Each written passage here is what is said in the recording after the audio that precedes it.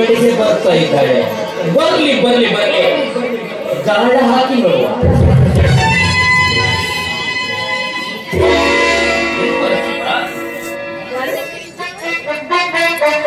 ಯಾರು?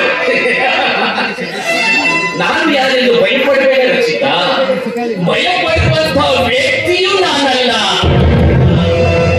ನಾನು ನಿಮ್ಮಣ್ಣ ಪ್ರಕಾಶ್ ಇದ್ದಾನಲ್ಲ, ಅವನು ಕೆಲಸ ಮಾಡ್ತಾ ಇದ್ದಾನಲ್ಲ, ಫ್ಯಾಕ್ಟ್ರಿ ಓನರ್ ಕಳಿಂಗನ ಪಾರ್ಟ್ನರ್.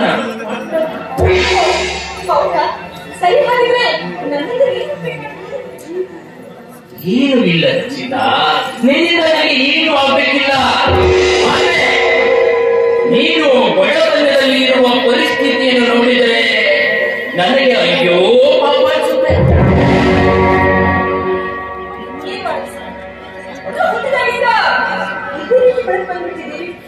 ಏನ್ ಮಾಡೋದು?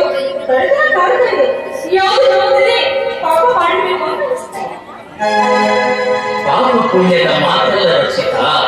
ನೋಡು, ನೀನು ಮಾನ ಮರ್ಯಾದೆಗೆ ಹಂಚಿ ಬದುಕ್ತಾ ಇದೀಯ. ಅದಕ್ಕೆ ನಿನಗೆ ಈ ಬಡತನವೆನ್ನುವ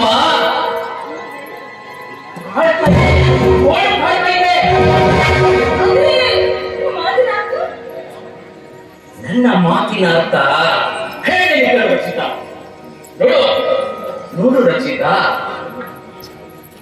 ನಿನ್ನ ಈ ಸುಂದರವಾದ ಸೌಂದರ್ಯದಿಂದ ನೀನು ಕೈಲಾಸವೇ ಕೈಯಲ್ಲಿ ಸುಖದ ಸುಪತ್ತಿಗೆಯಲ್ಲಿ ತೇಲಾಡಬಹುದು.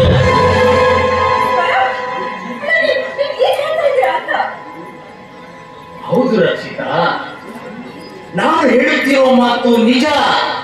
ನೋಡು ರಕ್ಷಿತಾ, ಗಂಡಸರನ್ನು ಕಂಡರೆ ಕಿಸಿ ನಡೆಯುವ ನೀನು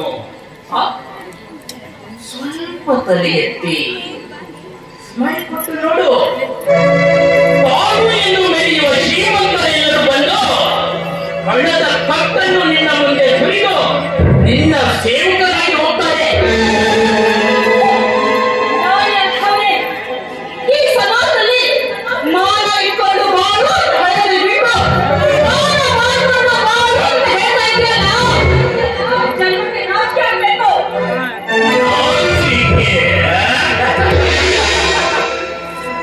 ರಕ್ಷಿತಾ, ನೋಡು,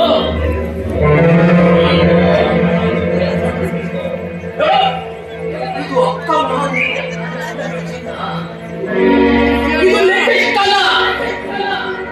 ಅರ್ಧಮರ್ಧ ಬಟ್ಟೆ ಹಾಕಿ ಸ್ವಲ್ಪ ಕಾಣಿಸಿದರೆ ಸಾಕು.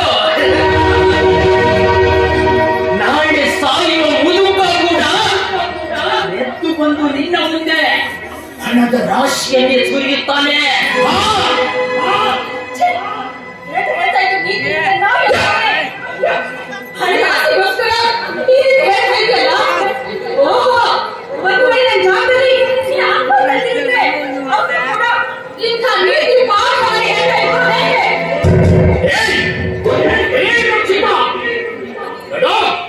ನನ್ನ ಅಕ್ಕ ತಂಗಿಯರು ನಿನ್ನ ಹಾಗೆ ಬಾಳುತ್ತಿರಲಿಲ್ಲ. ಅವರು ನಿನ್ನ ಹಾಗೆ ಬಡತನದ ಬೀದಿಯಲ್ಲಿ ಜಾಡುತ್ತಿರುವ ಹೆಣ್ಣುಗಳಲ್ಲ. ಅವರು ನಮ್ಮಂತಹ ಶ್ರೀಮಂತರ ಸಹೋದರಿಯರು. ಸುಪತ್ತಿಗೆ ಮೇಲೆ ತೇಲಾಡುವ ರಾಣಿಯರು ಬಳೆಯವರು.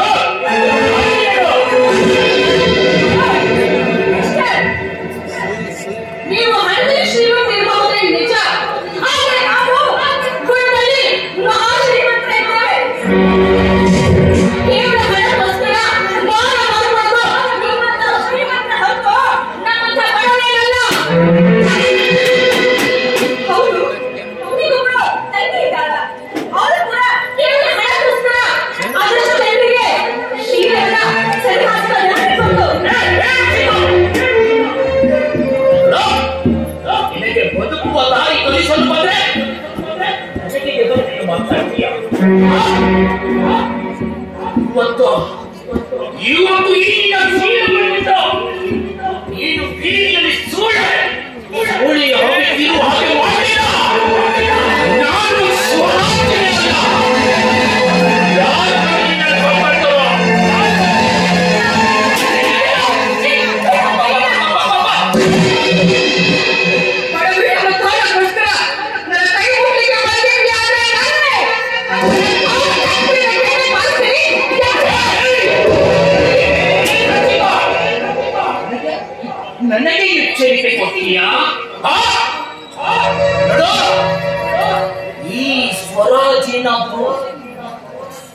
ಬಿಟ್ಟು ಕೈ ಸನ್ನೆ ಮಾಡಿ ಕರೆದರೆ ಸಾಕು.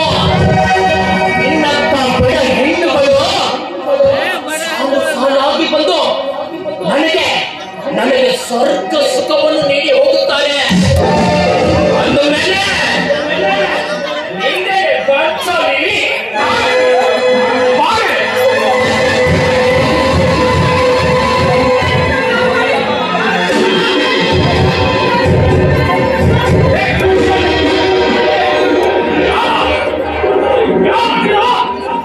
ಹುಟ್ಟಿದೆ ಎಂದು ದುರಂಕಾರದಿಂದ ಕಂಡವರ ಮೇಲೆ ಕಣ್ಣು ಹಾಕುತ್ತಿರುವ ನಿನ್ನಂತ ಸೊಕ್ಕಿನ ಬಡ್ಡಿ ಮಕ್ಕಳನ್ನು ನೆಟ್ಟಿಗೆ ಸೀಳಲು ಬಂದಿರುವ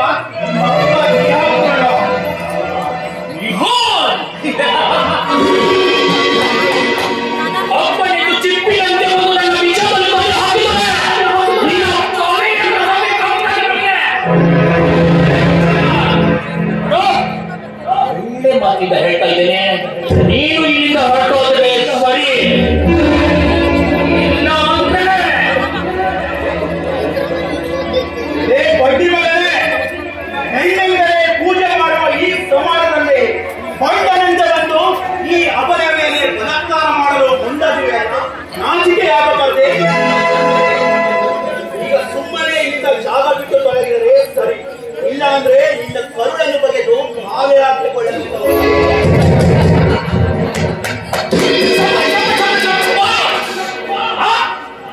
ನನ್ನ ಕರುಳನ್ನು ಬಗೆದು ನೀನು ನಾವಿಯಾಗಿದ್ದಷ್ಟು ಧೈರ್ಯ ನನಗೆ.